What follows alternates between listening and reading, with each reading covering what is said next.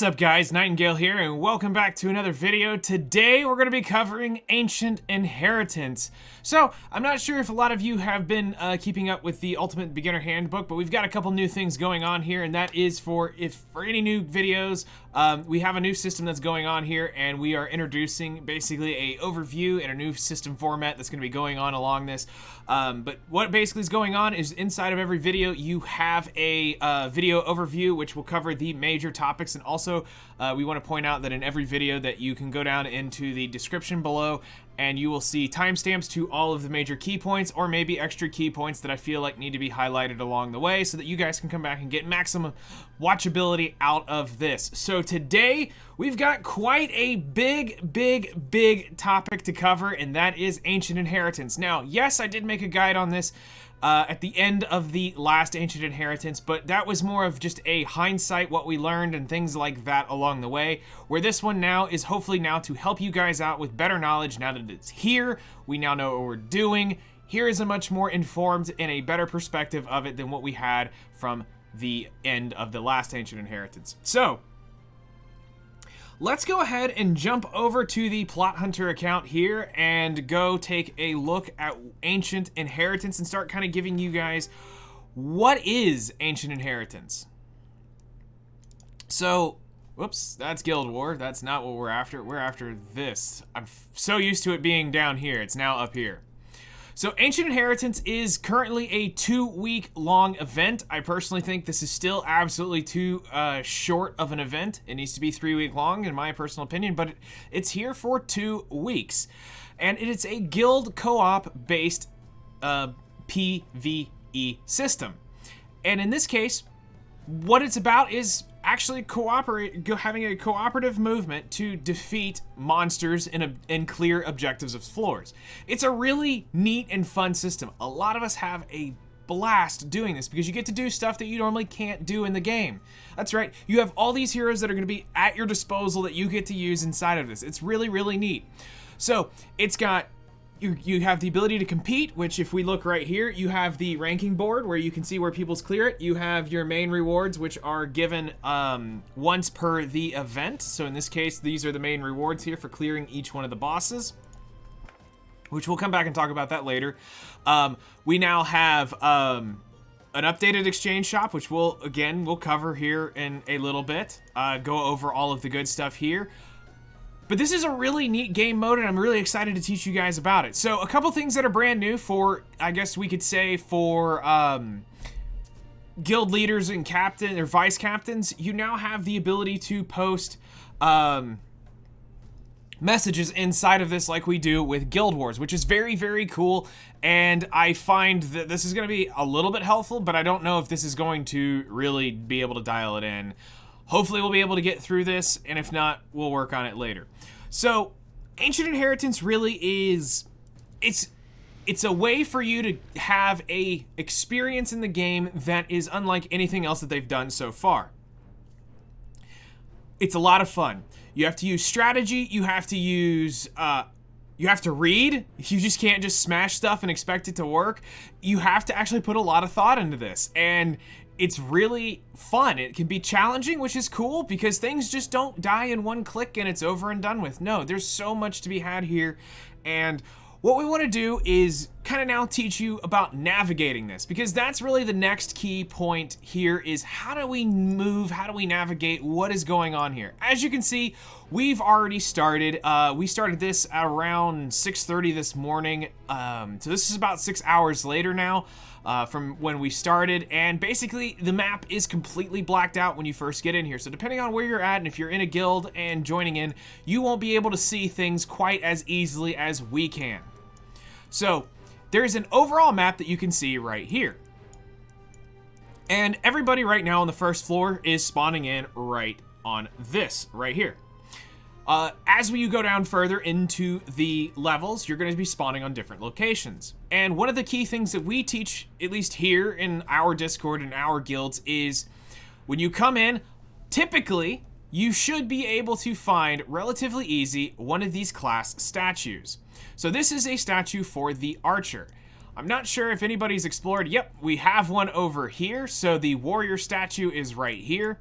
And what you want to do is you want to look for one of these and you want to call it out in your Discord or in your guild so that you know where you're spawning, because typically you'll use that group to go take care of one objective, where the group that's spawning over on another side, you want to do that. So that's part of like the navigational system that you want to start getting attuned to, is when you spawn in, where are you at? Try to locate that as soon as possible so that you can give reference so that everybody can see where they're spawning in. Now, typically, like I said, it's going to be 2 groups. Floor 1, though, everybody's on the same page. As we go down, things will spread out. So inside the map, we have a bunch of different icons for the legend. So you have the position of currently where you're at. You have a normal monster, which, let's just go ahead and as we go down, we'll talk about each one. So your position's telling you where you're at. The normal monsters, you want to avoid these probably at all costs. And the reason being is because this is just wasting your very precious daily provisions. It's going to be wasting your time, your units. Try not to just skip these at all possible. Yes, you might need 1 or 2 to level up as you go along the way, but typically it's best for you to try to avoid these. Next up is the elite monsters. These guys are commonly known in our Discord as, specifically when they're talking around what's around the warden, we call these gatekeepers, because these are 2 elite monsters that are blocking you something from a objective. First floor, there's nothing really blocking your path. It's a pretty straightforward path to getting to the warden. But as you get down further and further and further, you're going to see more and more gatekeepers showing up along the way, blocking you from a path to be able to get onto something else. Gatekeeping. So in this case, we refer to the elite monsters as gatekeepers so that we can specify that it is something blocking a path. The warden is what is a micro, or what we can say is a mini boss, and he is a royal butthole. All right. Now, depending on the floor, will determine how many of these wardens are on your floor. If I remember correctly from Ancient Inheritance, it's 1 on the first one, 2 on the next, 3 on the third, and 4 on the final floor. And they are tough. They are not something you can just easily and quickly down. Now, in this case, we are working on getting the warden down on floor number 1 as we are speaking. But then we come to the boss monster, which is we know as the floor boss. The floor boss is the big dude in the center of the floor. And I mean, he is a big dude. Where is he? There we are. So yeah, to put it in perspective, here's the warden, here's the floor boss. Definitely a much bigger monster. And this is what your objective is to get to this guy and defeat him as quickly as possible, being as efficient as possible also along the way. So let's go back into the map. We still got a couple other things to talk about. Now, objects, these are random, or these are, I wouldn't say random, but these are, we're gonna call them random objects around on the map that have different things. The reason why I'm saying they're random is because the object isn't necessarily the same thing every single time. So an object here may not be the same as the object there, but it is a object that you can interact with, is the basic way of putting this. A teleportation megalith are these teleportation things that you will eventually need to get to teleport up to the boss. Typically, this is used for covering distance. And again, they did not activate this to where you can use these earlier on. They came up with a different system, which kind of makes it a little bit easier, which we'll talk to you in just a second about when we start talking about some of these objects real quick. But this was something that I griped about a good bit in the last one, is these should be activated a lot earlier so that you can move around and jump places quicker. Because if we can get less of our daily provisions spent by walking and being able to move around a little bit more efficiently, would help cut down on me saying this needs to be a 3-week-long event. But in this case, we're gonna just move on, and now let's talk to you about some of these objects so that you can understand what we mean. So, one of the objects I have pinged here is a restoration statue, or a revive statue. What this basically is, it's an object that allows you to, once a day, I've already used mine, but you are allowed to revive you're allowed to revive 4 members of your team that you've already spent for the day. This has a limited amount of usage. Take right here, 2 times left, the guild can use this statue, and then it's gone. Will no longer be able to be used. There are other objects. We have the the Tome of Knowledge, which gives you experience, which these you probably don't want to go out of your way to get, but if it's literally you're walking right past it, probably doesn't hurt for you to pick it up, because any extra experience you get means you're probably going to level up a little bit easier. But remember, this costs provisions, and provisions are limited.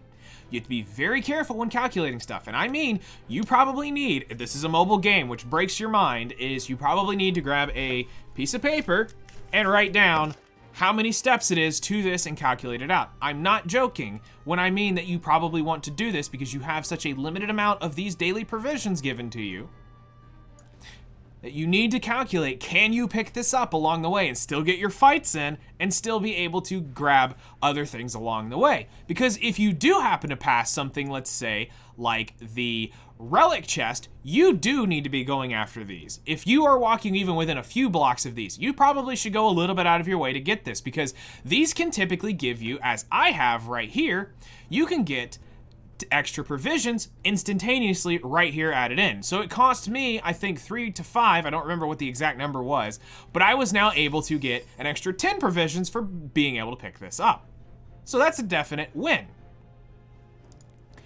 You can also have chests that you can walk by. Now these chests can have random rewards depending on what's going on, and in this case, this one provided Ancient Dream Shard, which is the shop currency here, and then a random reward, whether it be gold or whatever. It can be just a random item inside of here with a little bit of experience. Now, because I was walking along the way and I knew I was going to be able to make it, yes, I took the purchase and got it along the way.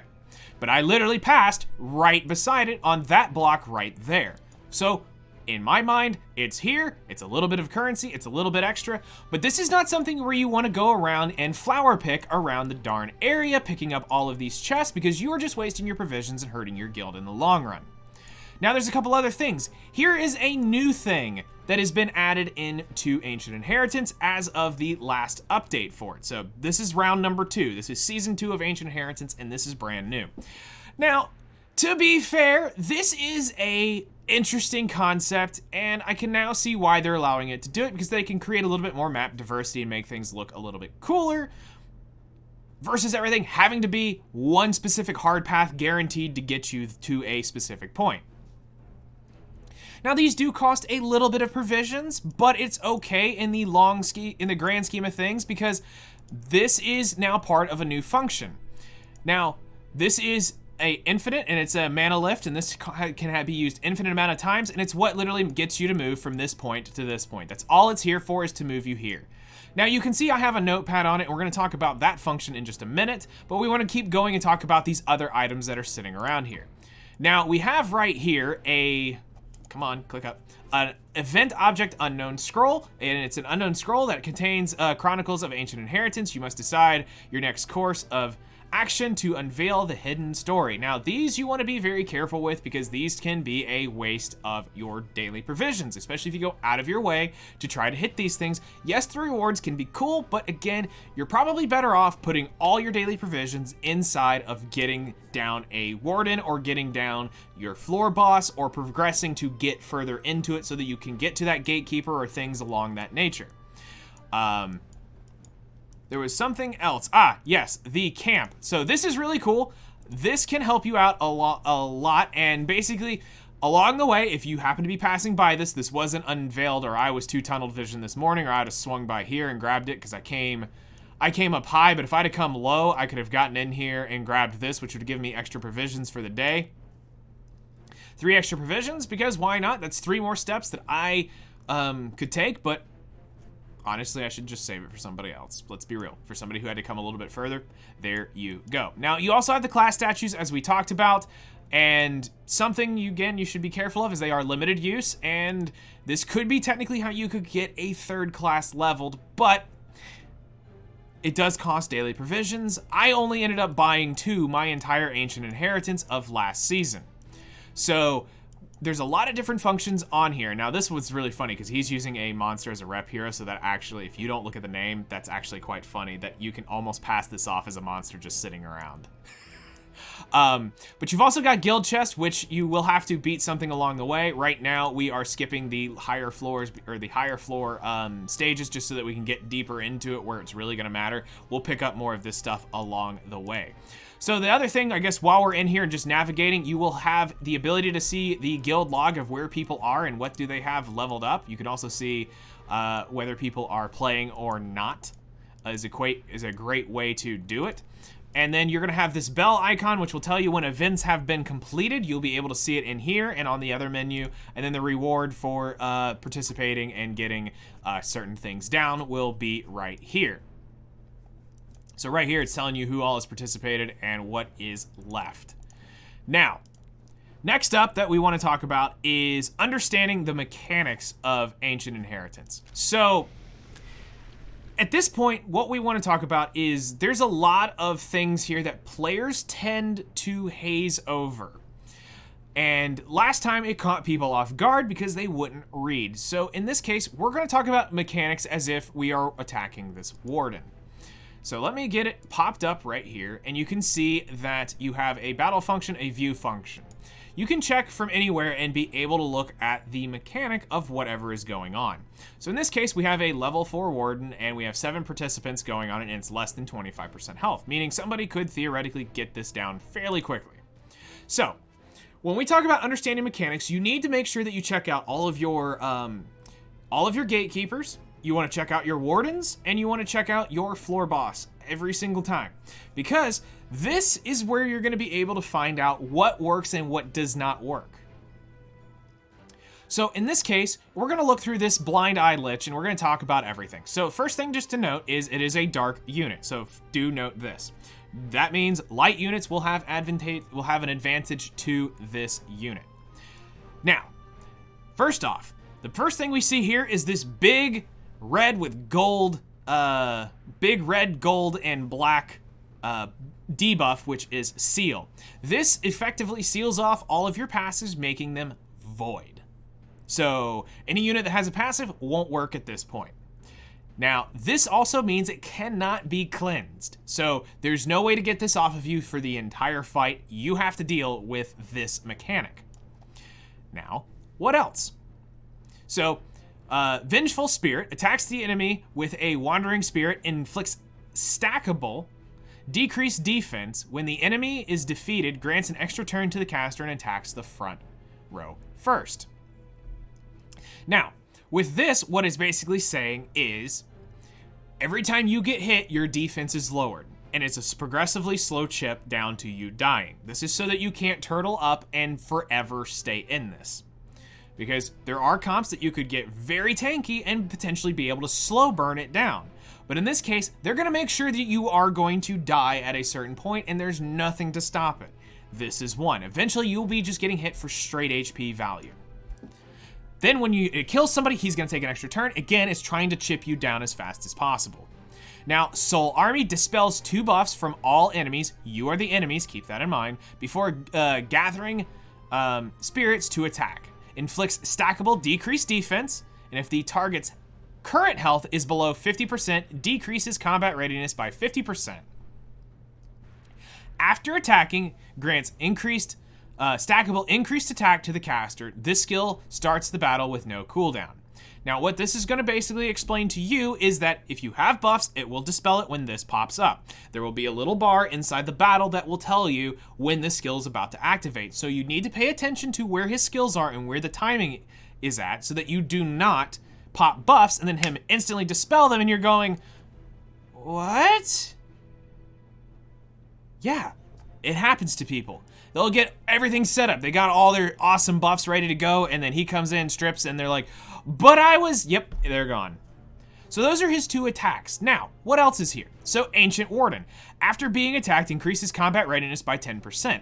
Again, to prevent the turtling of going on here, it's constantly pushing it, so you can't push him back. He's gonna keep jumping forward, so your speed will matter to a point, but he will eventually start passing you later on. And then Chill. Deals additional damage to all enemies at the end of the turn. So every time you take a turn, or when he takes a turn, you will take a tick damage. Again, this is to prevent you from turtling up and being able to tank and spank like a boss. Let's be real. This isn't an MMO. We can't sit here with our healers and our paladins and going in and just eventually whittle this thing down. No, it'll eventually strip you of everything and then you will die. Now, probably arguably one of the most important bits of information you can see, and I really mean this, I'm not joking, is that immunity info right here. You need to pay attention to this every single elite monster on the ground. Why? Is because this will tell you what you can and cannot bring to this fight. So, this one is specifically immune to redirect, provoke, poison, provoke, stigma, stun, restrict, sleep, and silence. Now, why this is important is because there are elite monsters and wardens that are immune to defense break. So therefore, you have to plan around not being able to defense break it and have to bring things that have the defense pen or straight defense ignore skill units. There's a few of them in the game, but it's something to pay attention to because they can have super high value if you get stuck in one of these areas that happens to have something that you need to chew through. So you will want to make sure you pay attention to this. And what do I mean by this is let's just go take a look over here at the elite monster right here. So if we were to be planning a route and wanted to come over here and see what he had, we can pop in here and see, okay, it's a dark unit. We can quickly scan through its skills and go, okay, what is coming? Okay, it's a burn unit, so we'll might need a cleanse. It's gonna detonate the burn, so yeah, you're definitely gonna want something with high ER. You can quickly see that at the end of the turn, it's going to decrease the amount recovered, so your healing will be decreased. And then after being attacked, grants stackable increased speed and attack to the caster. Now, what this is a annoying one you're gonna have to deal with the further you get down, is this is gonna basically be something that every time it gets attacked, it's getting faster and faster, and it's gonna start hitting harder and harder and harder. Again, to be a preventing of the turtle staying up. Now, again, this one has basically the same stats as the other one. They're probably not gonna troll us on the first floor and not give us something that can be defense broken, but as you go down, I promise you it is there. But by coming in here, you can see that this one is immune to burns. So if you had anything that had burns in its kit, is probably not gonna be very viable to you if you were gonna be banking on it. Now, there are some, especially on some of those gatekeepers that I remember from last Ancient Inheritance, there was a few that where getting a bunch of burns and you could blow its shield up super fast by being able to use that, by using that type of tech. So that's kind of the basics of understanding. And honestly, let's talk about now the best practices of Ancient Inheritance. So in the case of this, the best practice is to communicate with your guild. Now, that seems like it's pretty like, well, yeah. Well, you'd be shocked at how many people just kind of come around here and pick flowers. Again, kind of a good reason to say that is we're not going to call anybody out because let's see here. Nobody's over here. We're just going to keep them out of screen. But let's just be like, there's no reason you should have been over here getting this guy. Now, sure, yes, it's the warrior one. Yes, people have hit it, because I can see by the number of uses, people have used it, plus the monster's gone that would be guarding this. But there is no reason at what point soever should you have come over here when we all are heading this way and having a very clear path to get up here. It's extra stamina you are wasting that now we are having to wait for the next day or the next person to come up here who has the ability to kill this to drop it. So in practice, you need to kind of follow instructions. And now with that comes following around these notes. These notes are really valuable and really viable for getting good information out quick. So the reason why I pinged this is so that if you are in the map, you can see that there is a note that's right here, so you can go look for it and go, oh, if I happen to be the first one out here, I pinged it's a revive statue. You may not be able to see it, or you should be able to see it, but it's a revive statue, and I just said, hey, it's a revive statue. Then we have a ping here because I was the first one up here. I set the battle cry because why not? But in this case, you could be using this to say attack. You need to attack this, or you could say team A attack this, team B attack this. The communication and the coordination with your guild, you can use that. You could also do like what I did is I came here and I told people to use this as the first teleport. Head to this tile. Then I said right here, TP number 2, so you'll teleport off of this. So I'm giving you a navigational path of what to follow. Now, you guys can come up with your own way and your own form of communication. I typically probably going to handle this a little more like a raid leader from doing raids, but at the same time, I might just be doing dumb, fun stuff to, well, you got to make somebody laugh at some point along the way. But these can be very helpful to help get things set up, like Team A needs to attack this, Team B. Now, how do you set that up?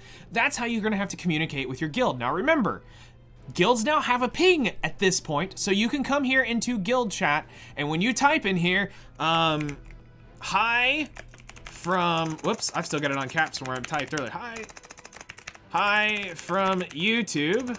And now anybody in the guild that watches this later will see why I said this, so hi from YouTube. There you go. Now, all my guild members now have a ping if they have it turned on, and they're all gonna be like, hey, stop pinging. I don't wanna see pings, but now you can actually get important information across. Now, communicate there, communicate on Discord, communicate on wherever your guild is set up. Make sure you go into their Discord, into the guild menu, and if they have a place that says Discord, line, whatever, TeamSpeak, America Online chat room, whatever it happens to be for you, go into that and communicate with them, because that's going to help you get this done. I can't tell you how many people said in the prior videos when we talked about it in the guild video prior, or when I did the overview, my guild didn't get here, too many people were off scattered about. Communication is key and vital here. So the best practices is talk to your guild, plan ahead. Look at your route, see where you want to go. Can you get there faster? Is there something along the way that you need to get along, that you can get to maybe maximize it? Are there any types of, if for people that have already kind of somewhat explored, is this along the way that I need to be able to grab? Because if you swung wide and came up over here, you're wasting provisions now to come down over here when it's technically more efficient for you to go walk straight across. So you have to plan your provisions, because again, they don't give you a full load day one. It gives you half. And the only reason you'll have more the next day is if you didn't use them all. You can have up to a cap of 150. It's trash. This needs to start day one with max provisions. Sorry, it needs to. Day one, max, but then from there on out, it recharges a certain amount. At that point, again, I can reduce my statement on saying it needs to be a 3-week-long event. What else is a great practice is, we're gonna get into it in a minute, and that's actually what we're gonna lead into, is the optimal classes and leveling up. So let's jump into the exploration info, and first off, we're gonna walk you through this menu so that you can understand what's going on. Is you have your level here and how much experience till you get your next level, the total daily provisions allotted to your count based upon your level. You have the max number of relics. Right now I can hold 3, and then if I get out of the way, max number of heroes is 8 out of 10. Now that means I have 2 recruitable members. So I saved these 2 actually for the video. Now, in this case, I am gonna go pick up, I have a whole list here, so for the sake of the video, we're gonna go ahead and bring in Luna for my team, and we're gonna go ahead and bring in, we are gonna bring in, I need another warrior. We're gonna go ahead and bring in my Dragon Lolly. So good old Alencia. So there we go. I'm gonna now enlist these 2, and if these weren't leveled up, these are gonna now get instantly leveled and powered up to level 60 plus 15, fully decked out. This is really awesome. So we're gonna enlist these. So now you can see I have 2 heroes that are able to fight. Now, am I gonna go through and waste my stamina today just to burn these 2? No. I could, but I would rather save it for tomorrow when it's going to really matter when I go hit the boss, because I'm sure probably by tomorrow we're gonna do that. So this is where you're gonna enlist heroes. Now, over here on the right, what you're looking at is your total class enhancement levels. So it may look confusing, but basically here's what's going on. This is how your characters are actually getting leveled up. Everything is scaled completely on its own system. So as new players or beginning players, you don't have to sit here and feel like, well, I can't compete because I'm too new. I don't have enough gear and I don't have units. I can't get, I only have just these few that I've just summoned, but I'm a rank 40. I can't participate.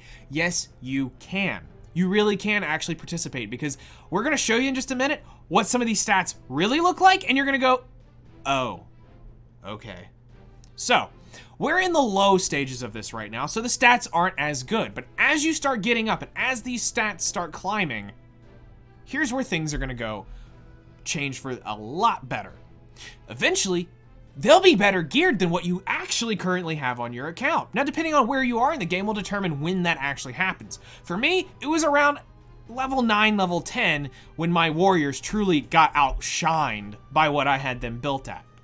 So this is where you're going to be leveling up your classes. Now, we're going to talk about this in just a second. I'm going to cut over back and we're going to jump into what are the best classes and all this. But I got a few other things we want to show you. So class enhancement. Inside this is where you're actually going to level them up. You're going to earn this currency right here for the ingredient. This class enhancement ingredient is what you're going to use to level up each class. Now, as you level up, the more class enhancements you're going to get. The statues will help you along the way. You can get relics to help you along the way. Now, let's jump in while we're talking about this and bring up the next and only other slide of the video. So, optimal classes. Now, this I've decided based upon where you are at in the game. So, let's jump into this. So for new players, and I mean, we're talking you've just hit account rank 40 and you're just now able to get into Ancient Inheritance, literally anything is better than nothing.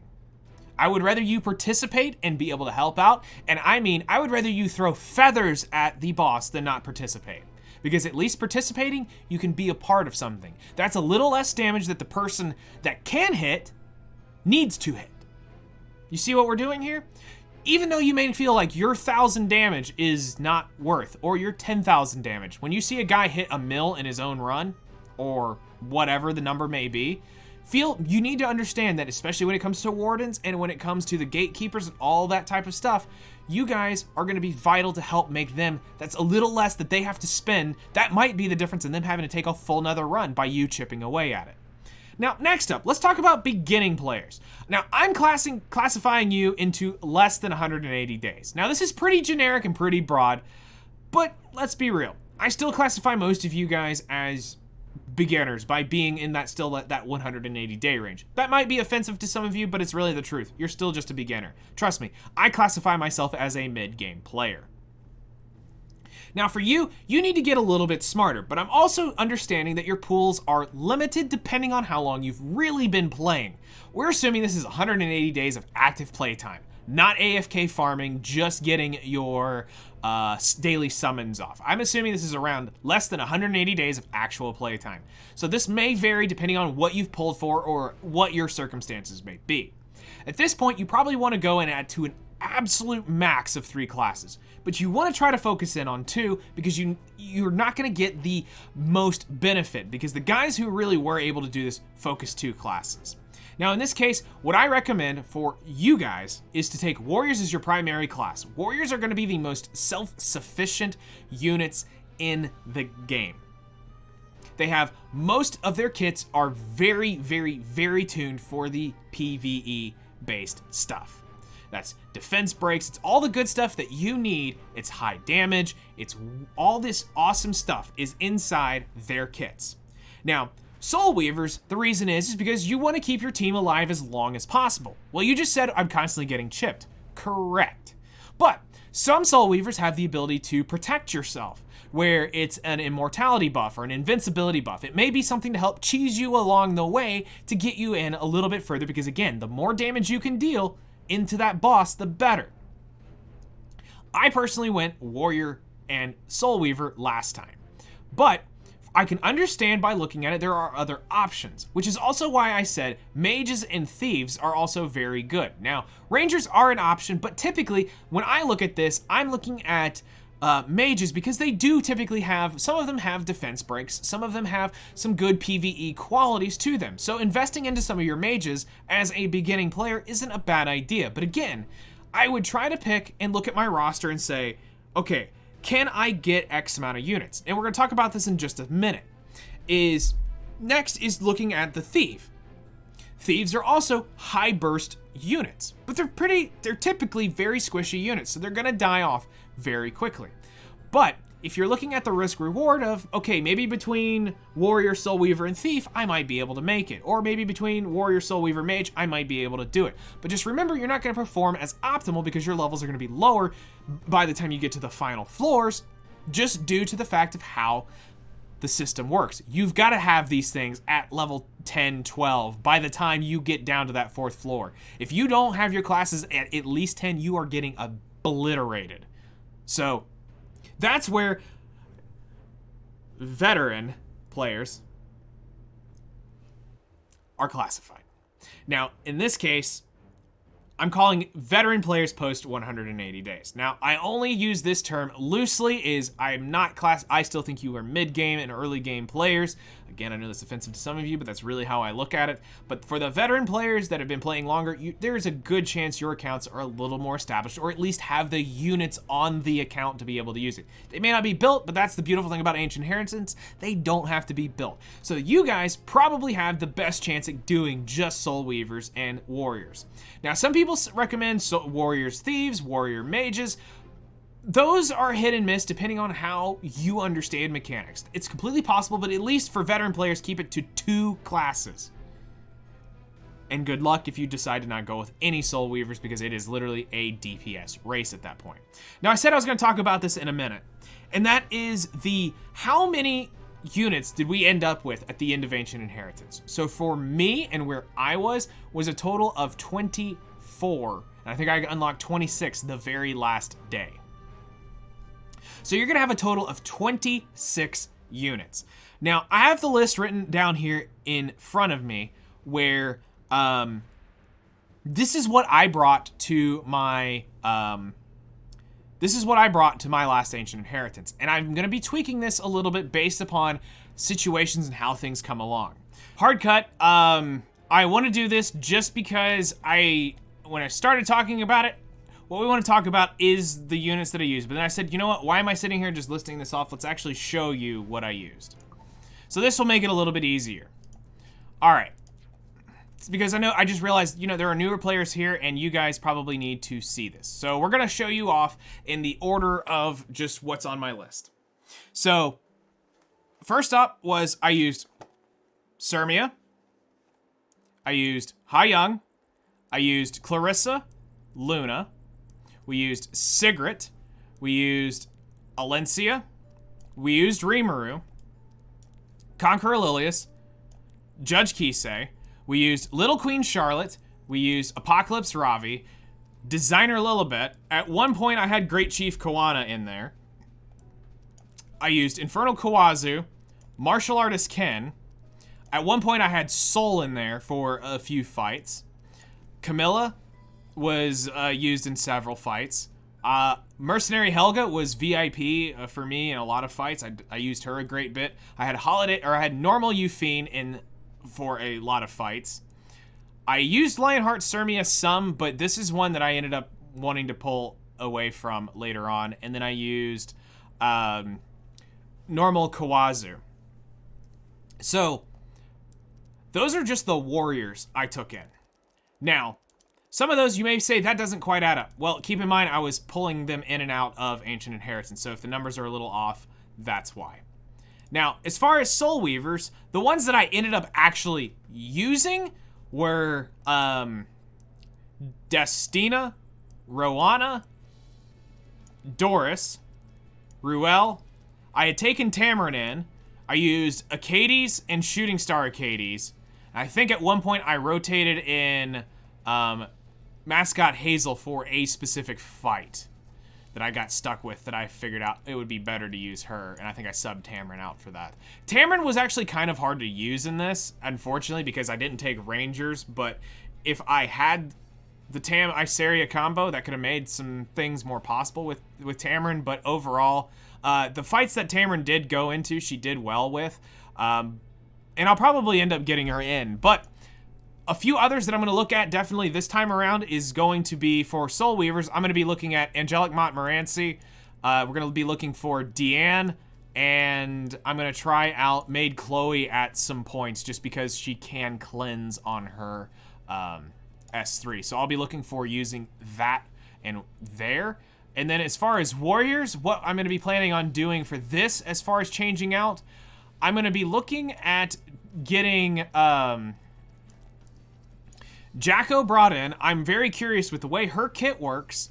For me, I haven't used her yet, and this is literally set up for an Ancient Inheritance build. This is not what I would be running her on. I have a feeling that this could potentially be good for certain fights, so I want to look at bringing her. And then also we're going to be looking at Dark Corvus for the fact of he pens 100% defense with his S3. And again, there are fights that you cannot defense break. So I'm going to be looking at Dark Corvus for those. And then potentially subbing out units as I see fit and going through that. But I wanted just to give you guys an idea of what can be done. Also, here's the thing. There are other units that work. Like, let's just bring up real quick that Fire Ravi can work. We can Commander Lorena for you new players. This is going to be a huge one for you. She can output a ton of damage. Just make sure you read that it doesn't have the reduced damage to HP percentage damage, which means if the bigger the boss's HP, the more damage she does. It's basically Daydream Joker. If that's the case, don't take her to that fight. She's not going to do you any good. Kitty Clarissa's good. If you guys happen to have her, pop her in. She can cleanse and she's an extra attacker. I'm looking at bringing my kitty in. Keep in mind, this is completely and absolutely garbagely built, but it's for Ancient Inheritance. As far as, Soul Weavers, let's just bring up a few others. So if you have them, there's nothing wrong with Sinful Angelica if you know how to use her. Just keep in mind, early on inside Ancient Inheritance, even with this absolutely monstrosity of ER, she's not going to have this early on, and so they'll be able to strip that immortality, and she's going to die turn 1. But do keep that in mind. I can potentially see some value for Elena in certain fights. I can see where you would want to maybe look at Ray, depending on where you're at. Any of these, like, if you can get Lucy off, that might be cool. If you could use Wrecker more, that could be cool.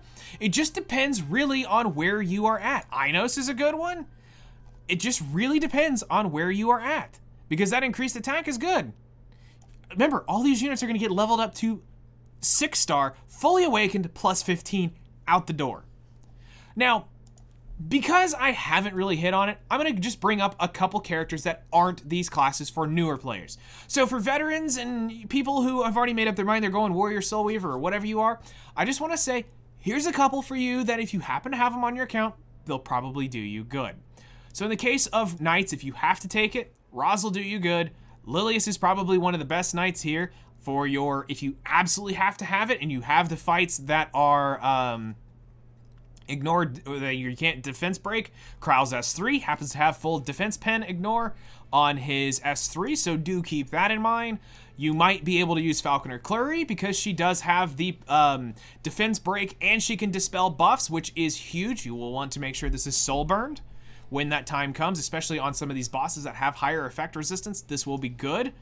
Other than that, there aren't, like Carmen, if you have her, she can tank. If it's low enough HP, Fighter Maya, because the way her passive works, if the health is below 30%, right now on that boss, for whatever reason, if I took Fighter Maya in there, she could be absolutely clapping that thing.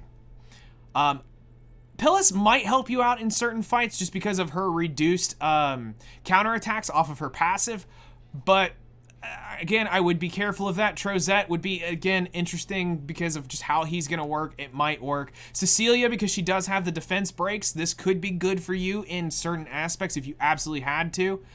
Charlotte, if it as a damage dealer. Charles potentially as a damage dealer. Potentially Armin as a damage dealer. But I wouldn't really go into this because this is a very big and wasted investment, but again, for new players, these units potentially could be good. As far as assassins, I quickly just want to touch on this. Karan is good. You have Peyra, who can be a knight. Biken can help you out in certain situations. I have Violet on the account, is potentially good, especially if you go into grass. He will counter them all the time. Specimen says if you can get the stun off, his S3 is going to hurt. Spirit Eye Celine is a good one. Most people have Arbiter Vildred on their account. He does RB things, so that's always good. Tempest Surge cannot be one-shot as long as their passive isn't sealed off. Same with Spirit Eye Celine. Crescent Moon Ren, you probably won't use. Alexa, depending on if you've got Wyvern built, mine as well. Kisei works on buffed enemies, so if it's fire or light dark, that's going to be huge for you. Celine, if there is not attack skills, which I don't think I think there's a few Soul Weaver mobs out there that she potentially could work on, or Valen if you have it set up right. Sid, Kayron, let's see here, Vildred, I got another Arbiter Vildred. Mui might work. It would have to be a full ice team for him to be able to work. And then as far as Rangers you're going to be using more as openers in this case, but you'd have Elfeld if you do have her. SSB is a defense breaker, so you've got defense break, you've got attack buff and defense break, you have defense break, you have Landy, which everybody knows to respect the great Landy. Watcher Shuri ignores full defense, so when you can't defense break, Watcher Shuri could be good. Cerise for the extra attacks, but keep in mind you will need to have full DPS so that she's always pulling a DPS. Flan has attack buff. I probably wouldn't do that if you are absolutely have to. Of course, you could pop Furious in for defense break. Iseria for the strip and the reset of their skill cooldown can be good. Leo's got a defense break. Yuna can grant greater attack buff. Bologna has the defense break on her kit. You have Kiris, which is poisons, but again, you got to read because some of them won't have poisons. Wanda has target built into her kit. Shuri is, what's the reason for Shuri? Critical hit, focus, poisons. Is it with his pass when it's ranked up? I remember there's something about Shuri. Shot 3 burst. Darn. There's something about Shuri that I can't remember what it is, and I don't want to take the time to fully read it up. I remember people talking about Shuri. Of course, I have Pavel. Glenn, if you have him built. Those are just what I have on my account. So there are options that you can use, but again, I'm trying to help you guys out and say that the best thing right now for you is to take it at Warrior and Soul Weavers are going to be probably the best, and they were the highest scoring in our guilds. Now, the top 100 have some really weird tech, but they also have all the units basically at their disposal, and I mean everything that they can have built to the nth degree. So they have things that are done a little bit better. Now, the next thing we want to talk about is sets and artifacts. And the reason why we want to talk about this is we want to jump in first to show you this, because this is what's really, really cool about this. When it really comes down to getting your units built, let's take a note at Sigrid, okay? So we used this one on stream today as an example. Sigrid is on a Rage and Pen set. Now, as I pointed out to chat, if you were to take a quick gander at this and not be a new player, you realize these stats suck. Horribly, horribly, horribly suck. This is a very bad Sigrid. But we're only level 3 in Warrior, and I'm only account level 3. So, we got a ways to go. But now, let's go back to my actual Sigrid. And now look at here. That doesn't suck. So you're going, well, wait, they nerfed your sets. Well, not necessarily. This will eventually be better when we get leveled up than what is currently sitting here. She will have better effect resistance. She'll have better effectiveness. She'll have better crit damage. She'll already be 100% crit chance. She'll have better speed, better health, better defense, better attack. Everything will be better as she gets leveled up inside of that. And now, well, while we're here, let's go ahead and show you the opposite end of the spectrum. Let's show you the opposite. So that means let's go look at Kawazu, because Kawazu, by game standards, this Kawazu sucks and does not have anything built on him. But if we take a look right here, you can see he has 66 effectiveness. He's got a little bit of crit damage, no crit chance, a little bit of speed, a little bit of HP, no defense whatsoever, no attack whatsoever. He's 4-star unawakened. I have nothing invested into him. Keep note, that Kawazu does not have plus 15. You can see here, His skills are not plus 15. Let's drive this home because, again, sometimes new players feel like they can't participate. And I'm about to show you, you can compete. You can participate. While it may not be a ton of stat right now, you may go, well, I don't really see a difference. That's gonna change here in the future. Let's jump in. So let's go back to exploration, hero level, and now let's go look at this Kawazu, which is right here. Now, you can see he's got effect resistance. His effectiveness is a little worse. Okay. He's got more crit chance now. He's faster. He's got decent health. Well, for where he's at, that's decent. He's got more defense, and now he's got higher attack. So it's starting the level up process. Now also note that that is 6-star Awaken and plus 15. So my Kawazu that's not leveled up is fully decked out right now. Now, when it comes to sets, what is the best way to look at this? Well, for sets, it's really where are you farming. If you are brand new to the game, it's only going to be speed and hit and crit sets. That's really what all it's going to be. But if you have the ability to branch out or you've been branched out, we'll start looking at other things. Do you have spare rage gear? Pop some of that on your big DPS units. They're going to get brought up. They're going to have other stats. Go look at, if you have them, revenge can actually be quite terrifying inside of this. I have revenge set gear. This will help you out in certain fights. You will have access to, let's see here, who has the gear? Counter gear is gonna do fantastic for you. I have counter units built. Now, obviously those are mages, but counter units will work. Destruction sets will do a lot of damage. Let's see, who else? Lifesteal will do you really well because you'll be healing back some off of that. Now, obviously, if you have unhealable or it reduces the healing, lifesteal will be less valuable, but it's something you can pop on your units. You have, let's see here. I think I just gotta go straight to her. Injury is probably one you want to stay away from. Injury doesn't work inside of PvE. If it did, it would actually be worth. So as far as what you're going to be after, speed sets. If you have revenge, lifesteal, and then speed set, I said rage. Yeah, that should be it. Counter and revenge. Oh my god, my brain. Revenge, speed, counter, lifesteal. There you go. That's it. Those are the ones you're really after. Now, next thing I want to point out is this. If you have crit chance, probably want to look at doing something else. Why? Maybe look at effectiveness, maybe look at pen, because you're going to get crit very, very easily in this. So extra HP sets, whether it be defense sets, anything that can help add into their stats is going to be worth.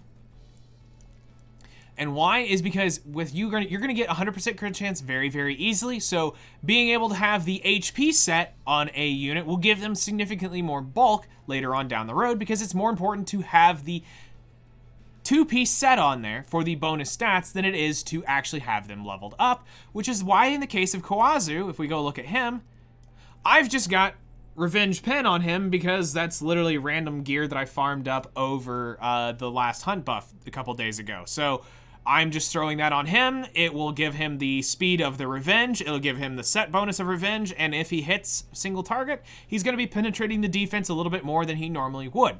So this is how I'm setting it up. Okay, now let's talk about artifacts. Now, I'm going to assume you are going after Warrior and Soul Weavers. So if we jump in here, let's first talk about the all ones. So the all ones are going to be depending on where you're at. Warhorn's great. Symbol of Unity will be great for certain fights. Proof of Valor for tanking on things that you need to be tanked. I'm using Nostalgic Music Box on someone, I believe, on my team. Or is it not? I think I may have removed it. No, it's 14 Temperance. I'm using this on Helga. I've got, that's not being used. Portrait is on a few and will be moved to a few. And then obviously Daydream Jokers will be great. For those of you who don't have access to Portrait, Exorcist Tonfa will do you good. Ancient Sheaths will do you good because it's just extra damage dealt. Some can potentially use Candlestick depending on what you're doing, but I would say, and if depending on who you are and what you're trying to do, Curse Compass can also be good. So those are the general ones. Obviously you could technically, if we really get down to being super nitpicky, technically you could use Timeless Anchor as one.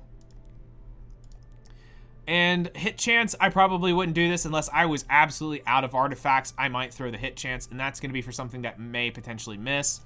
Now, as far as warriors, I am using indestructible gators on Infernal Kawazu specifically because he won't be critting.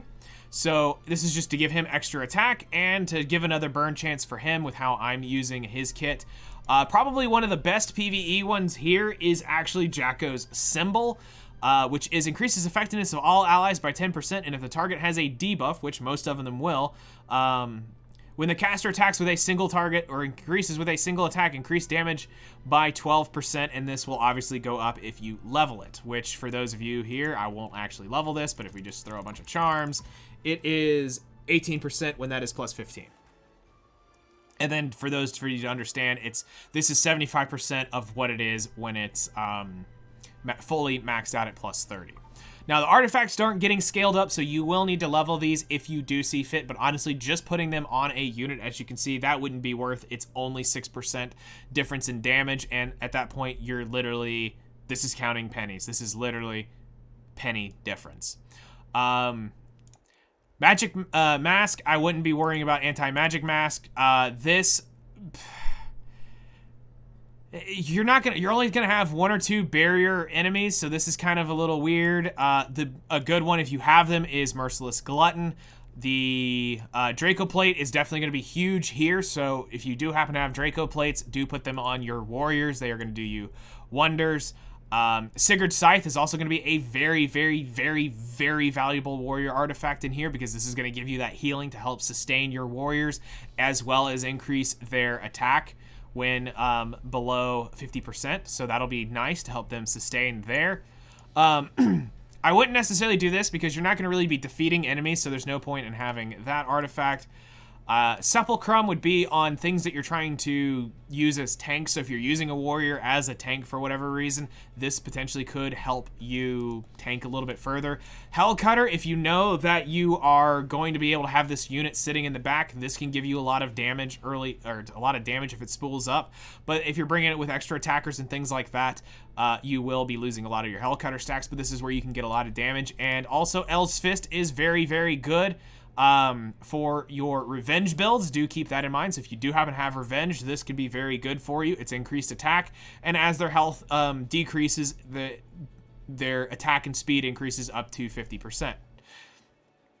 So warriors have a lot of good stuff inside their kit. They have so many great artifacts at their disposal, which is why they are truly king of the jungle. And then inside for Soul Weavers, really the big ones here, you're going to want to see like Touch of Redkos, recovers health of all allies after being attacked. This is a great one.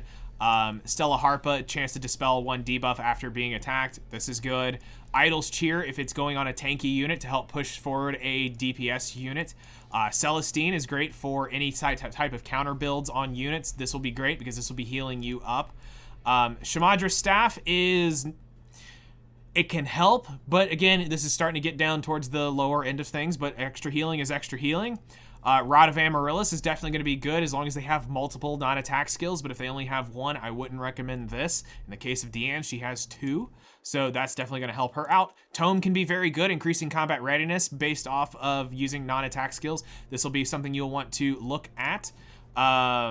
Wondrous Potion Vial can be valuable depending on where you are and how many debuffs you are trying to cleanse off, so this can definitely help out. Water's Origin is probably one of the best ones here because of helping it'll recover health and instantly combat readiness push by 20% when it's maxed if they take more than 20% of their damage, and eventually they will, so this will help jump them forward. So do keep Water's Origins in mind. Now, I'm just going to quickly touch on this because there are a couple things just to note here for mages. If you did happen to have this and for whatever reason you're going to take her in here, this is going to be a super valuable one for you. Then there was another one. Caladra will do you a lot of wonders. Don't worry, if you honestly probably will never get to a scenario where you'll be book burning a ton, but you could technically use books. If you need to get debuffs up for whatever reason for activating Rage Set, Sarah Wren can help you out. Don't worry with Abyssal Crown tech in here. Most of the bosses are immune to stun anyway, so there's no point in doing that. This one could also help you out a bit if you happen to have had RAM, which if we do end up getting the ReZero collab, this will be here before you know it, and you'll be able to get this artifact if it is ReZero coming forward. And that really would be it. Etika Scepter could be good if you had that. Spirit's Breath potentially also good. As far as these, we're not really going to cover this, but Song of Stars is good. Unseen Observer, I wouldn't really worry about. Miscon File is going to be good. Bloodstone will be your best friend here. Absolutely your best friend for Rangers. As far as Assassins, your mileage may vary. Probably want to run Dust Devils. Will probably be what you'll want to run. Knife, Moonlight Dreamblade, if you don't have an attack buffer, that can be good.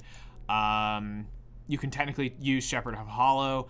And then Warriors, you're probably not going to want a damage share, I personally. So, but I would use Adamant Shield. You can use Arius if you absolutely have a super tanky. Elbrus Ritual Sword, Bastion of Pelusia. Pelusia will definitely be good. Spear of New Dawn, Crown of Glory if you really need the extra defense for whatever reason. This actually is pretty good for DPS. Single target DPS Knights is actually Ilyanov's artifact.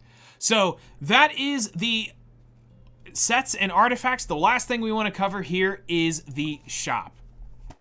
Now, my personal opinion here is don't buy anything day one or week one. Buy this at the very end because you don't know what you're going to end up having as far as points. So look at what the value is and look at if this is something you really want or not. In this case, I'm really dreading, and I mean I'm really dreading these pieces. I think they are trash, in all honesty. I will probably buy them to say I have the set, but I am not looking forward to rolling these because I know exactly where these stats are going, and it's going to be in these effectiveness rolls. It's what most people are going to roll these, and this is honestly, this is the distasteful thing they could have ever done, is given this counter set with these stats on it. They tried, but then they ruined them all in the same time. But as far as what to buy, typically you would want to complete your set, so there is that.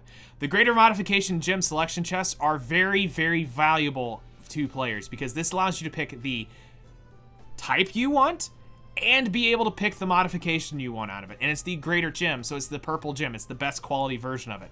Absolutely, you want to get the Molagoras. You would love to try to be able to get the Covenant Summons out of here. And then, if you can, the Artifact Charm and the Greater Artifact Charm. But currency is limited, especially if you aren't doing what we tell you to do, is go straight to Wardens and all that stuff. You're not going to really have the currency around to do this. Unless you can get the boss down a couple days prior, then you can go around and start farming whatever and try to get up more currency to be able to buy more stuff. The people who say I bought out the whole shop were probably picking flowers while you were doing all the hard work. So they're like, yeah, you keep doing that. I'm going to sip here on my Gatorade and my Kool-Aid and, you know, I'm just going to sit back and y'all do the heavy lifting. Oh, man, this is so much work. Oh, my God, I can't believe how much work this is. Oh, man. So much work goes into doing these, killing these wardens. Oh yeah, what was I supposed to be doing now? Oh yeah, I gotta go play a game on my phone. Yeah, you're about as useful as that guy if you're just going around clearing everything and getting all that stuff.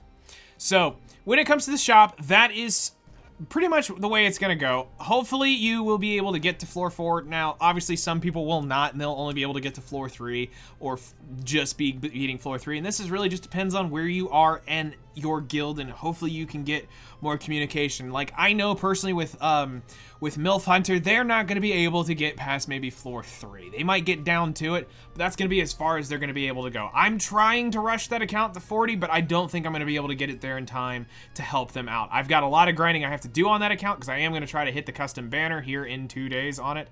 I need to get it rigged up, but as far as like, I know them, they personally won't be able to do it, and for them, I'm just sorry, but it's also just too new of a guild, and a lot of the players in there are still too new to really be able to make the progression further down. But more established guilds, you have a much better chance this time around because we know what's coming. We know exactly how to do things and what is more efficient than not. And so hopefully with this guide will help you be able to achieve what you need and be able to understand Ancient Inheritance. It is a really cool game mode. I am super happy that it's here. I'm glad it doesn't suck. I was very worried about it when it came out, that I was afraid it was going to be very AFK Arena-like, where it was just you blast right through it. No, there's actually strategy to this, and that's what's really cool. I enjoy this. So hopefully you all have a fantastic time during Ancient Inheritance. I will be around in the comments on Discord, on the Twitch. Like I said, always here for the comments for you guys. Ask questions. I can try to help out. As far as where to go, I probably can't help that out, but try to use logic in where you're navigating in there. I won't be able to answer those, but as far as like unit recommendations, sure, I can help you out if that's the case. But I'll try to help with whatever I can, and I'll let you know if I'm not really able to answer those questions. I can try to get you an answer with another way. But seriously, you guys, thank you so much for all the support you have given the channel and are giving these videos. It really does mean a lot to me. I'm very excited to see how your progression goes this Ancient Inheritance. I want to see those people who were just beating floor 3 now beating floor 4 this time around. I really hope that this is the right information to help you all get to that point, and if not, there's always next time. The good news is this was just run a couple months ago, so it's not like it's what they initially were making it sound like. This would only be run literally 4 times a year, so hopefully this comes around a little bit more often and we can see this, because it's a lot of fun. I enjoy it, and I know a lot of people were very receptive to this and very excited for Ancient Inheritance. So you guys take care. We'll see you in the next one.